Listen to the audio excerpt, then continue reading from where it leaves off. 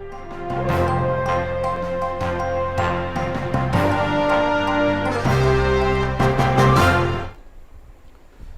स्वागत है आप सभी का। मैं हूं आपके साथ कुमार कुणाल धीरज और आप देख रहे हैं मुद्दा में आज बात उत्तर प्रदेश की, आधी आबादी की, उनकी हिफाजत की, उनकी सुरक्षा की। आखिर कितनी सुरक्षित है उत्तर प्रदेश में आधी आबादी?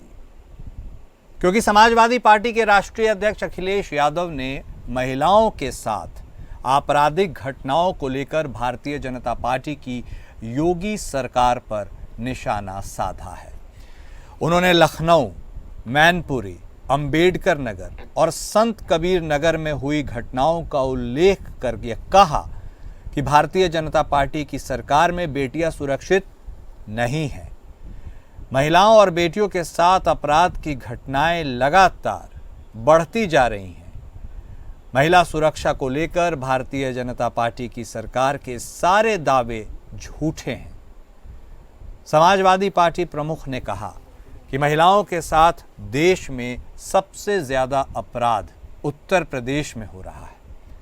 उन्होंने कहा कि बीजेपी सरकार के पास झूठे वादे और झूठे दावों के अलावा कुछ नहीं है। इनका एंटी रोमियो स्क्वाड सिर्फ कागजों पर है। सरकार अपराधियों पर नियंत्रण करने के बजाय अपने राजनीतिक विरोधियों के खिलाफ बदले की भावना से काम करती है। अखिलेश यादव ने आरोप लगाया कि योगी सरकार ने सत्ता में आने के बाद महिला सुरक्षा को लेकर समाजवादी सरकार में बनाई गई 1090 यानी 1090 विमेन पावर लाइन सेवा को भी बर्बाद कर दिया।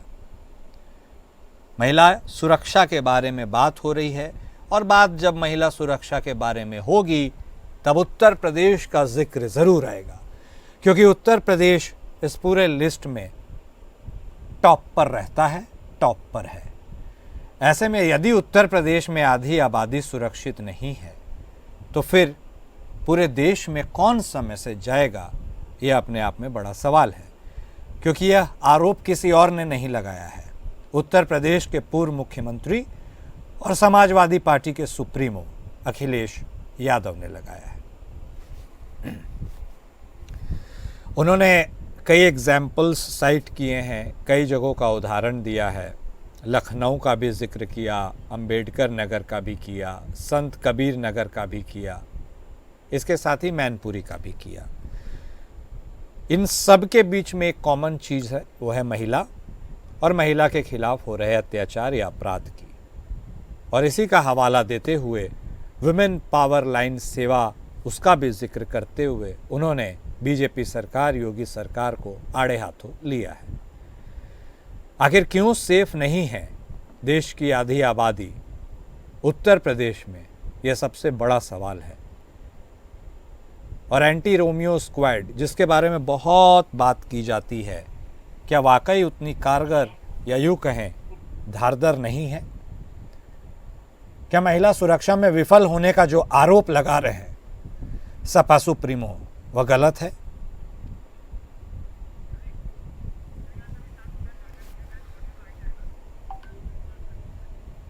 और यही बड़ा सवाल है।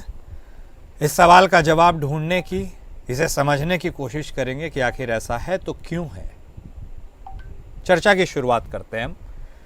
हमारे साथ हमारे खास मेहमान जुड़ चुके हैं। हमारे साथ भारतीय जनता पार्टी की तरफ से बतौर प्रवक्ता शांत प्रकाश जाटव साहब जुड़े हैं। समाजवादी पार्टी की तरफ से बतौर प्रवक्ता संत कुमार पासी साहब भी हमारे साथ जुड़े हैं। हमारे साथ मैनेजिंग एडिटर एपीएन विनय राय जी भी जुड़े हैं। आप सभी खास मेहमान का स्वागत है। सबसे पहले शुरुआत करेंगे जाटव साहब आप ही के साथ, क्योंकि सवाल के घेरे में आप ही की पार्टी, आप ही की सरकार, उत्तर प्रदेश की सरकार है। सर, कोई मामूली व्यक्ति ने बात कही होती तो बात अलग होती। पूर्व मुख्यमंत्री ने आरोप लगाया है। एनसीआरबी के आंकड़े भी सबके सामने हैं। उत्तर प्रदेश महिलाओं के खिलाफ अपराध में नंबर 1 है और ऐसे यह नंबर 1 पोजीशन ऐसा पोजीशन है जो कोई भी राज्य हासिल नहीं करना चाहता। तमाम गुड गवर्नेंस के बावजूद, एंटी रोमियो स्क्वाड के बावजूद, योगी के सख्त शासन के बावजूद भी ऐसा है तो वाकई चिंताजनक है। क्यों ऐसा है जाटव साहब, और अब आगे का रास्ता कैसे तय होगा आधी आबादी के लिए?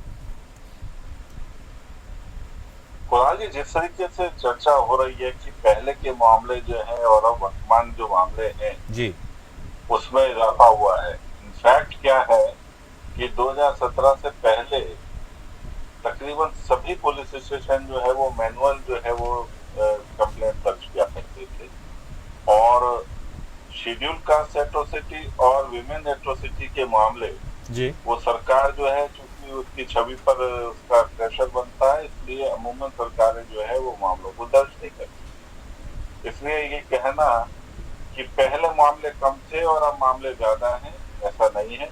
अब मामले जो है वो पूरी तरीके से पारदर्शी है। आप ऑनलाइन कंप्लेंट कर सकते हैं, किसी भी प्रकार की कोई भी मामला होता है तो तुरंत जो है जो 112 नंबर पर जो सुविधा है वो उसको कंप्लीट होने तक जो है आपके साथ में लगातार संपर्क में रहती है, शिकायत करता है। इसलिए कहीं भी शिकायत में चूक होने की कतई गुंजाइश है ही नहीं। आज जितने महिला उत्पीड़न के मामले के ऊपर जो विषय अखिलेश जी ने दिया है, मैं ये मान करके चलता हूँ कि अखिलेश जी को ये समझना होगा कि आपके समय में अखिलेश जी महिला उत्पीड़न और शेड्यूल कास्ट जो एट्रोसिटी के मामले थे वो दर्ज ही नहीं होते थे, इसलिए आप बेशक से जो है ना पीठ थपथपाए। सूबे की जनता जो है वो जानती है कि आज वो सुरक्षित है। आज इस प्रकार की घटनाएं जो है जो भी वो सब तुरंत दर्ज की जा रही है, और उन दर्ज की हुई शिकायतों पर तुरंत जो है वो पुलिस और जो न्यायपालिका वो कार्रवाई कर रही है। इसलिए आज जो व्यवस्था है वो सूबे की जनता से एकदम सुनिश्चित है। एनसीआरबी के आंकड़े जिस तरीके से उस पर बात हो रही है, तो एनसीआरबी के आंकड़े जो है पहले मैनुअल थे और अब जो है वो आधुनिकता के साथ जुड़े हुए हैं, इसलिए उसके साथ में कंपैरिजन करना उचित नहीं। लेकिन जाटव साहब, in the very first case आपने बात कही, सही बात है, अच्छी बात कही आपने कि अब दर्ज हो रहे हैं, पहले दर्ज नहीं होते थे। लेकिन आपको लगता है ऐसे मामले यदि दर्ज भी हो रहे हैं तो कहीं ना कहीं कानून व्यवस्था के ऊपर एक सवालिया निशान या चोट तो रहता ही है? ये कह देना कि चलिए उनके समय में दाग थे, वो अच्छे नहीं थे, अब दाग अच्छे हैं, दाग तो दाग होता है। सर, ये ऑन द फर्स्ट केस हो क्यों रहा है? क्योंकि उन्होंने हवाला भी दिया मैनपुरी का, लखनऊ का, संत कबीर नगर का, अम्बेडकर नगर, तमाम जगहों के उन्होंने बारे में बात कही है। ये हुए तो हैं। ये लोगों के बीच में ये डर, खौफ, भय कब जागृत होगा कि आप ऐसा ना कर सके? यह सवाल भी है। देखिए, 24 करोड़ से ज्यादा की आबादी है जी, और इंसान की जो मानसिकता है वो एक जैसी नहीं रह सकती। कोई बहुत नर्म होते हैं और बहुत गर्म भी होते हैं लोग। हर एक का अपना व्यवहार है और व्यवहार पर किस प्रकार की प्रतिक्रिया करनी है वो सरकार के वश में नहीं, तो इंसान के स्वयं के वश में होती। तो जहाँ पर भी घटनाओं को अंजाम, जो जहाँ भी घटनाएं अंजाम हो रहे हैं, वो सरकार उसको रोक तो नहीं सकती, मगर उनमें जो घटनाएं जो घटित हुई हैं उस पर प्रशासन जो है वो सक्रियता के साथ में एक्शन लेकर के और आगे घटनाएं ना हो इसलिए उनको सजा देने का काम, उनको जिस तरीके से उनके खिलाफ कार्रवाई करने हम ही कर सकते और वो कर भी रही। ठीक है। जब तक पारदर्शिता नहीं होगी तब तक तो मामले छुपे रहेंगे। मैं एक उदाहरण और देता हूँ। बोलिए। मेरे पास में एक मामला आया मेरे पास में। कुछ बच्चे गाड़ी में बैठ करके शराब वगैरह पी रहे थे, तो उन्होंने, उसके परिजनों ने मेरे से कहा, मैंने पुलिस स्टेशन में फोन किया। तो पुलिस स्टेशन जब मैंने फोन किया तो मुझे ये मालूम पड़ा कि वो बच्चे जो हैं वो वहां पर नौजवान जो है वो थाने में बैठे हुए। अब चूंकि उनको छोड़ा भी जा सकता है, उनको उनके ऊपर चालान करके छोड़ा भी जा सकता, मगर उनको इस चीज का बोध हो कि वो अपराध गलती से उनसे हो गया है, तो पुलिस प्रशासन ने वहां पर उनको सारी रात बिठा दिया और एक प्रताड़ना जो दिमाग पर जो है वो प्रेशर बना रहा है कि आगे से इस प्रकार की घटना होने पर आपको इससे आगे की कार्रवाई की जाएगी। तो इस तरीके से भी पुलिस जो है अपना काम कर रही है, ठीक है, एक परिजन के रूप में। ठीक। पहले पुलिस जो है वो फ्रेंडली नहीं थी, जनता घुमाने वाली प्रवृत्ति से घूमती थी। ठीक, आज जो पुलिस का व्यवहार जो है उत्तर प्रदेश में बहुत बदल चुका है। ठीक है। इन तमाम प्रयासों के बावजूद भी यदि अपराध बोध नहीं हो रहा है लोगों को, क्योंकि अब पासी साहब सवाल आपसे है, एनसीआरबी के आंकड़े चाहे 2023 वाले ही आप देख लीजिए, 66,000 से ऊपर महिलाओं के ऊपर अपराध के मामले बनते हैं। दूसरे नंबर पर महाराष्ट्र है, गैप 20,000 का है, वो 47,000 है। ऐसे में उत्तर प्रदेश में महिलाओं के खिलाफ इतना अपराध है, जिसके दो कारण उन्होंने बता दिए हैं जाटव साहब ने। एक तो आपके समय में जब सरकारें थी तो आप दर्ज ही नहीं करते थे मामले, अब ज़्यादा दर्ज हो रहे हैं तो ज़्यादा दिख रहे हैं। और दूसरा, लोगों की मानसिकता को कैसे कोई रोक सकता है, कोई सरकार रोक नहीं सकती। आप इन दोनों जवाबों से, ये दोनों स्पष्टीकरण से कितना संतुष्ट या असंतुष्ट हैं पासी साहब? देखिए सर, अगर लोगों के मानसिकता पर ही सब कुछ है और सरकार रोकने में असमर्थ है जाटव साहब के कहने के अनुसार, तो फिर सरकार दावे क्यों करती? सरकार को दावे नहीं करना चाहिए ना कि कानून व्यवस्था बहुत अच्छी है, महिलाओं की सुरक्षा भी। यही पिछले डिबेट में जाटव साहब ने कहा था, अब 2 बजे रात को, 1 बजे रात को महिलाएं स्कूटी से घूमती रहती हैं, कुछ नहीं होता है, कोई उनको दिक्कत नहीं है, पूर्ण सुरक्षा है, कोई खतरा नहीं है। तो ये सब, ये अपनी जो है असफलताओं को छिपाने का तरीका है। और ये तो जाटव साहब ने सरकार की व्यवस्था जाहिर कर दी ये कहकर कि लोगों के मानसिकता पर, लोगों के मानसिकता पर तो बहुत कुछ है। यही बात हम लोग जब कहते हैं तो ये उसका विरोध करते हैं। अब आप देखिए, मैं आज बता रहा हूँ अपने जिले बहराइच की थाना रामगांव का, 10 बजे 3 आदमियों को एक घर में बंद करके जला दिया गया। अभी सुबह की घटना है, वहाँ दमकल लगी जो है आग बुझा रही है, कानून व्यवस्था है। दमकल की गाड़ियां, फायर ब्रिगेड की गाड़ियां वहाँ आग बुझा रही, पहचान छिपाने के लिए घर में बंद करके और जला दिया गया। बात यह भी निकल कर आ रही है कि संभवतः किसान परिवार है वह। जी जी हाँ, आप तो देख ही रहे होंगे जी। तो ये इस तरीके से कहना, इनका अपराध पर नियंत्रण कभी नहीं रहा। देखिए सर, कुणाल सर, मैं आपसे ये कहना चाहूंगा कि देखिए, मुख्यमंत्री जी जो है वो, जब कोई आदमी, कोई व्यक्ति या कोई शासक बहुत सख्त होता है तो उसके अपने ही उससे कोई बात नहीं कह पाते। हाँ, मेरे समझ से उत्तर प्रदेश में यही चीज है कि जो अधिकारी कर्मचारी हैं वो क्षेत्र की समस्या, लोगों की समस्या को मुख्यमंत्री जी को बताने में असमर्थ हो रहे हैं। अब वो चाहे सख्त होने के वजह से उनके संज्ञान में हो सकता है ना जा पा रही हैं, कि किन कारणों से ये हो रहा है, उसको जाटव साहब नहीं कहते। भाई इतना सख्त, जैसे कोई परिवार है उसमें जब लोग इतना सख्त होते तो लोग उनसे छिपा करते हैं। नहीं, आपने तो बात कही, अब इस बात से वह कितना सहमत असहमत होंगे उनकी जगह है, लेकिन बात महिलाओं की सुरक्षा की हो रही है। विनय जी भी हमारे साथ जुड़े हुए हैं। सर, ये एक ऐसा बैज है जिसे कोई स्टेट नहीं लगाना चाहता है। क्राइम अगेंस्ट वुमेन में शीर्ष स्थान पर उत्तर प्रदेश, ऐसे में वाकई में चिंता का विषय है। और जब अखिलेश यादव कहते हैं, पूर्व मुख्यमंत्री, की भाई एंटी रोमियो स्क्वाड सिर्फ कागज़ों पर है, 1090 की सुविधा को बर्बाद कर दिया गया, कई एग्जाम्पल्स देते हैं बहुत सारे ज़िलों की, अंबेडकर नगर, संत कबीर नगर ज़िले, मैनपुरी, लखनऊ, तो ये बातें उसको सब्सटैंशिएट करते हैं। और यदि ऐसा है तो फिर सख्त एक्शन, सख्त प्रशासन, इन सब के बारे में क्या इनकी भी पोल खुलती नजर आती है, या ये एक ऐसी चीज है जैसा जाटव साहब ने भी कहा, इसे कितना कोई रोक सकता है?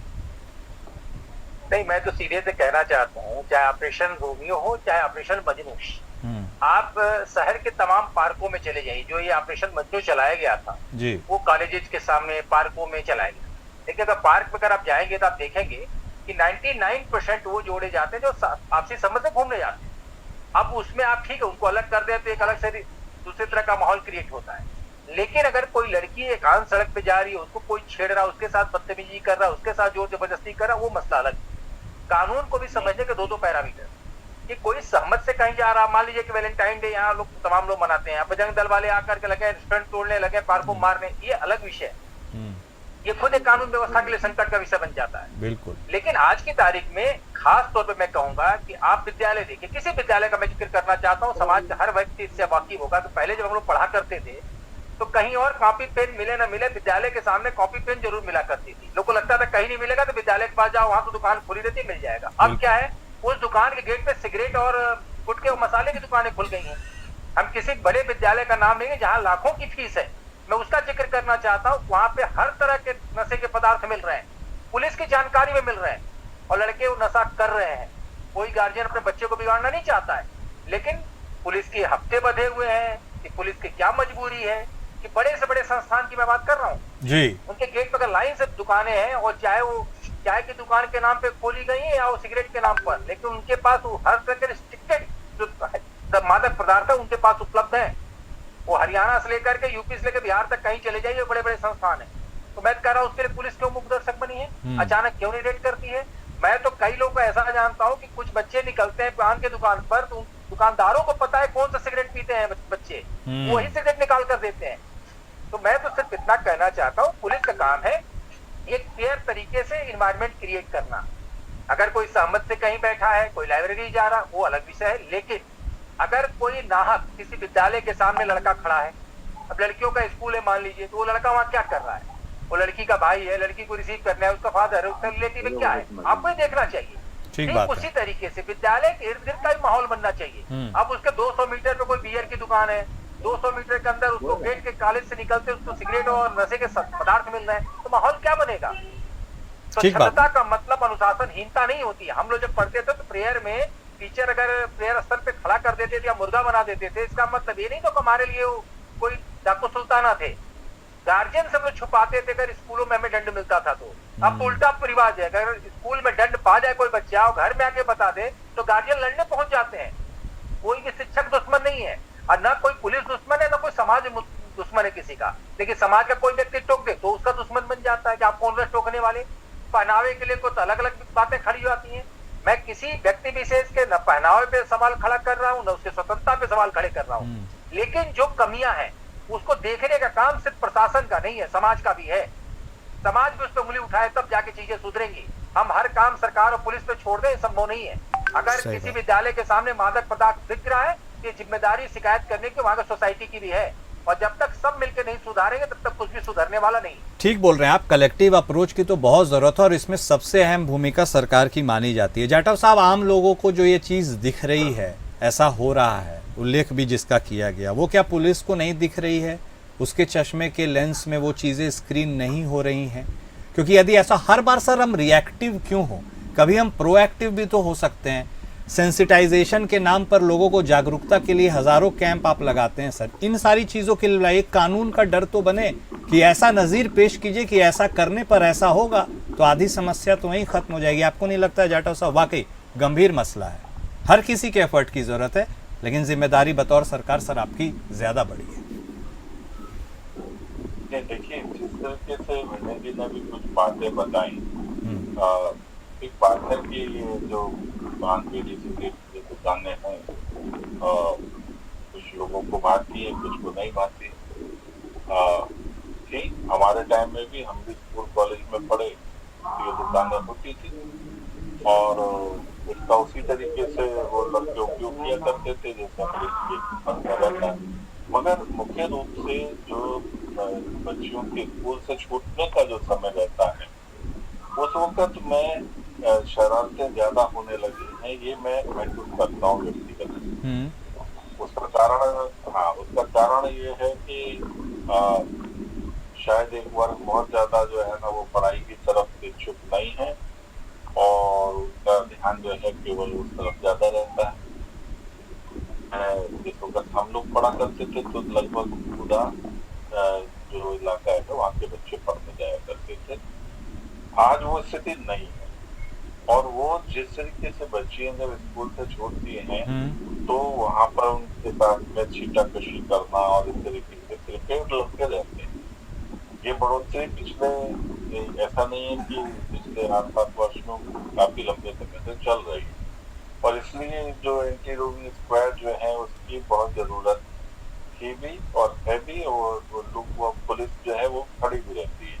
अभी मेले लगे हुए हैं, बाजारों में देखें तो पुलिस अपना मुस्तैदी से काम कर रही है, और केवल एक पुलिस वाले के होने से मैं समझता हूँ कि आसपास की व्यवस्थाएं जो है वो ठीक भी हो जाती हैं, और महिलाएं जो हैं, और महिलाओं के साथ साथ केवल महिलाएं नहीं, हम लोग भी अपने आप को सुरक्षित महसूस करते हैं। नहीं, हम लोग, हमारे हाथ से कोई चीज, सर कारण आपने, जाटव साहब एक छोटी सी टिप्पणी सर, कारण आपने बता दिया, निवारण क्या है? आपको नहीं लगता है एंटी रोमियो स्क्वाड जितने पार्क के पास खड़े रहते हैं, चलती सरे राह में उनको ज्यादा घूमना चाहिए? They should be mobile enough कि इस तरह की चीजों को रोका जाए, तब तो सर थोड़ा डर जागेगा। निवारण क्या है जाटव साहब बतौर सरकार?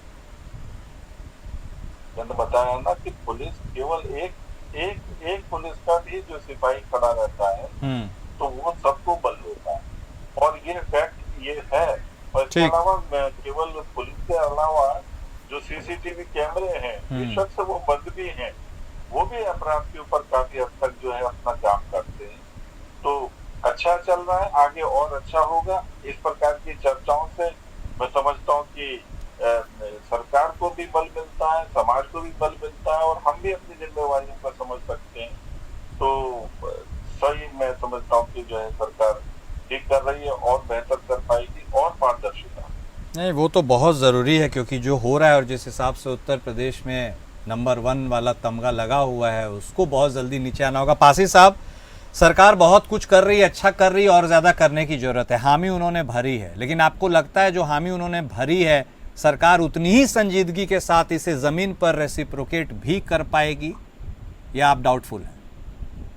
देखिए सर, जाटव साहब की पूरी बात हम सुन नहीं पाए हैं। अच्छा। फिर भी हम कह रहे हैं, जैसे कि आप देखिए, जैसे आप लोगों ने अभी डिस्कस किया विनय राय जी के साथ में कि पहनावे पे और पार्कों पे घूमने पे, देखिए हम लोग अगर अभी कह देंगे तो ये समाज के लोग ही कहते हैं कि हमारे स्वतंत्रता के अधिकारों का हनन हो रहा है, हमारे पहनावे पे कहा जा रहा है। लेकिन अगर यही लोग, जो मैं सामाजिक लोग हैं, मैं उनसे कहना चाहता हूँ, समाज से कहना चाहता हूँ कि अगर तन ढकने से हमारी इज्जत आबरू बचती है तो क्या बुराई है ढकने? अगर तन ढकने से हमारी इज्जत आबरू बचती है, सेफ रहती है, तो ढकने में क्या बुराई है? ये तो हो गया। दूसरी चीज, सरकार की बात जहां तक है, ये जाटव साहब की, अभी मैंने अपने जिले की घटना आप लोगों को बताया। चलिए, ये तो महिलाओं का हो गया, आपने बता दिया, लेकिन ये और जो दलितों पे जो घटनाएं घटती हैं, जो बच्चों पे बच्चों के ऊपर घटनाएं घटती हैं, जो आम नागरिक के ऊपर घटनाएं घटती हैं, इसके लिए क्या किया जाए? चलिए, मैंने मान लिया महिलाओं के मामले में कुछ हद तक समाज भी थोड़ा से दोषी है, पहनावे ओढ़ावे पे या घूमने फिरने पे। अब दूसरी चीज, मैं जैसे आप लोगों ने कहा कि नशा, कोई भी क्रिमिनल कहीं भी जब पकड़ा जाता है तो वो कुछ न कुछ नशा किए रहता है। कभी भी किसी भी थाने के एसओ या वहां के कर्मचारी से पूछा जाए तो कोई भी क्रिमिनल जब कहीं भी पकड़ा जाता है तो वो कुछ न कुछ नशा जरूर किए रहता है। तो फिर हमारी सरकारें, ये शराब की दुकान किसी आम आदमी ने तो खोला नहीं। देखिए, ये पासी साहब आप ठीक कह रहे हैं, ये सारी बातें इतनी सरल सुलभ हैं, सबको समझ में आती है, हो क्यों नहीं पाता है? बहुत सारी चीज़ें रेवेन्यू को लेकर हम और बढ़ाएंगे और पैसा आएगा, ये सारी चीज़ें अपनी जगह है, सबको कितना कोई डिफेंड करेगा। लेकिन विनय राय जी, ये बहुत ज्वलंत मुद्दा है सर, और इस ज्वलंत मुद्दे को सही से एड्रेस करके इसका रिजल्ट निकलने के बीच एक बहुत बड़ा गैप है। आपको लगता है अब जब अखिलेश यादव कह रहे हैं कि राजनीतिक विरोधियों के ऊपर एक्शन हो रहा है, वो तो तुरंत दिख जाता है बुलडोजर एक्शन में। इन तमाम लोगों को जो ये गंदगी फैला रहे हैं समाज में, इनके खिलाफ एक्शन की गूंज भी क्या उतनी लाउड है? दिखनी चाहिए। नहीं, अब देखिए, सबसे बड़ी चीज है कि हाई स्पीड बाइक हो, फ्री मतलब पैसेंजर बैठ के वो जो मोटरसाइकिल पे चलते उनकी बात हो, ब्लैक फिल्म हो 4 व्हीलर्स के ऊपर, या इस तरीके से रफ ड्राइविंग आमतौर पे सड़क पे दिखती है। तमाम ऐसे आप ट्रेवल जब करते हैं तो दिखेगा कि जहाँ चौराहा होता है, पुलिस दिख गई तो 2 लोग लड़के पीछे से उतर जाते हैं, चौराहा पार कर फिर 2 बैठ जाते हैं। करेक्ट। तो कभी भी जब भीड़ जब होती है ना तो उत्साहित करती है। जैसे मान लीजिए कोई एक लड़का अगर कहीं जा रहा है तो शायद वो उतना साहस न करे छेड़ने का या बदतमीजी करने का, लेकिन दो जब लड़के हो तो चढ़ाते हैं, अकेली लड़की देखा तो सबसे बड़ी चीज है कि पहली बात की एक सोसाइटी का भी डर हो, और कहीं अगर आप किसी को पकड़ते हैं या चिन्हित करते हैं तो समाज में जरूर उसको बताइए, माँ बाप को बुलाइए, हो सकता है माँ बाप का अनुशासन हो। कई बार क्या होता है जब आप उसको दुत्कारते हैं या उस तरह प्रताड़ित करते हैं सोसाइटी के अंदर तो उसको ह्यूमिलिटी का एहसास होता है, वो इस चीज को सुधरता है। जैसे पहले गलती पे लोग परिवार में सबके सामने खड़ा कर दिया करते थे। मुझे लगता है कि हर चीज का विकल्प सिर्फ मारना पीटना सजा नहीं है। किसी को अगर आप उस गलती का एहसास कराते, जैसे मैं तो कहूंगा नरेंद्र मोदी जी लाल किले से कह दिया था कि लड़की अगर देर करती तो आप टोकते हो, लड़के को भी टोक दो यार, कब जा रहे हो, कब आ रहे हो, कहाँ गए थे, इतना देर क्यों हुआ। जैसे अभी लड़की हमारे घर की बहन बेटी अगर जाना चाहे तो हम जरूर पूछते हैं कि किस लिए जाना है, क्या काम है। वो अगर कुछ सही भी बात करेगी तो उस पर 10 बार संदेह होता है, किसी को साथ हम लगाते हैं कहीं रास्ते में कुछ ना हो जाए। अब लड़के को भी टोको, क्योंकि लड़की के साथ अगर क्राइम हो रहा है तो कोई लड़का ही तो कर रहा है, लड़का भी आप ही का घर का हिस्सा है। तो सोसाइटी को भी अवेयर करना है, पुलिस को भी अवेयर होना है, तब जाके चीजें सही तरीके से सेटल होंगी, तब जाके काम बन पाएगा। और पुलिस विजिबल अगर है तो एक ह्यूमन साइकोलॉजी होती है कि अगर अपराधी होता है ना, पुलिस देखता है लगता है कि उसी के लिए खड़ी है, तो एक पुलिस का विजिबल होना भी बहुत ज्यादा जरूरी है। बिल्कुल सही बात कही आपने, और संजीदगी से लोग सोचे, बतौर समाज, बतौर सरकार, बतौर विपक्ष, हर कोई, तभी जाके इससे निजात भी पाया जा सकता है। हर किसी की कलेक्टिव एफर्ट की ज़रूरत है। संजीदगी से हमने बात तो की, लेकिन ये चीज़ें धरातल पर उतर जाए तो समाज कहीं भला होगा। बहुत शुक्रिया आप सभी खास मेहमान का हमारे साथ जुड़ने के लिए और इस चर्चा में शामिल होने के लिए। मुद्दा में आज बस इतना ही। नमस्कार।